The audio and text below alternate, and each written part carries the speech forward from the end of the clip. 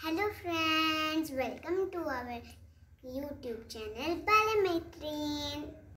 आता आपण पाहणार आहोत क्लास 2 चा युनिट 4 मधला lesson let's speak my family.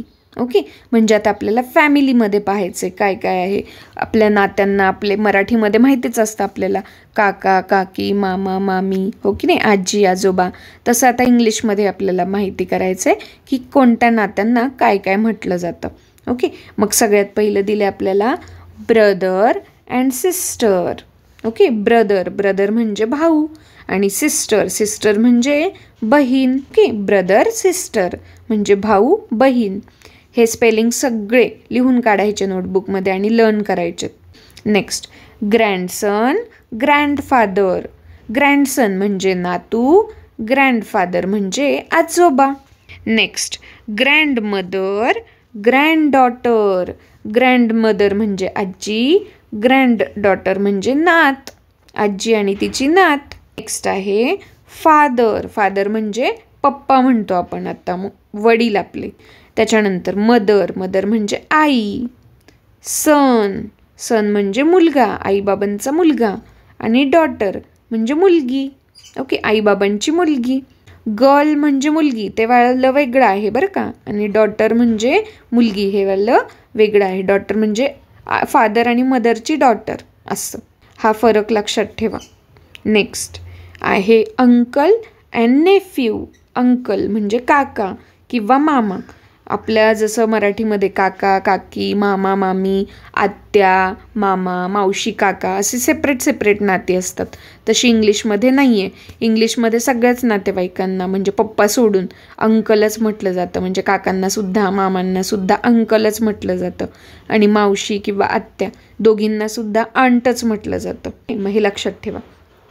मग अंकल म्हणजे काका किंवा मामा, नेफ्यू म्हणजे भाचा, आपण म्हणतो ना भाचा, तसं.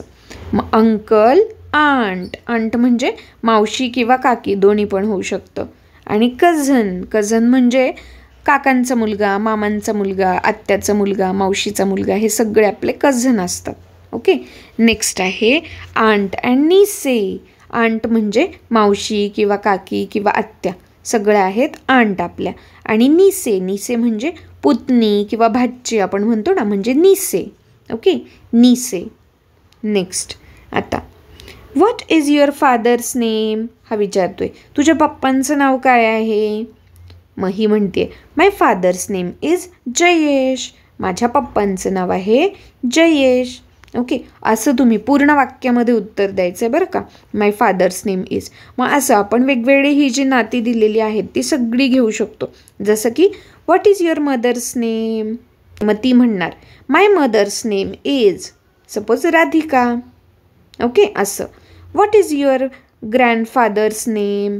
What is your grandmother name. असं. What is your uncle name. What is your aunt name.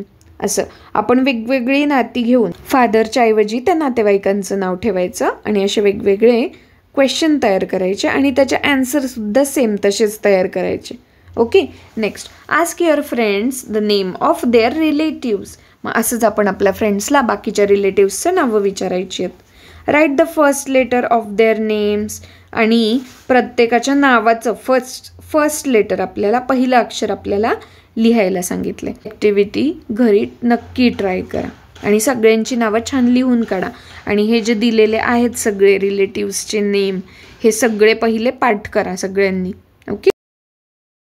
If you like it, then like it. If you love it, then subscribe it. And don't forget to click on bell icon. Thank you for watching.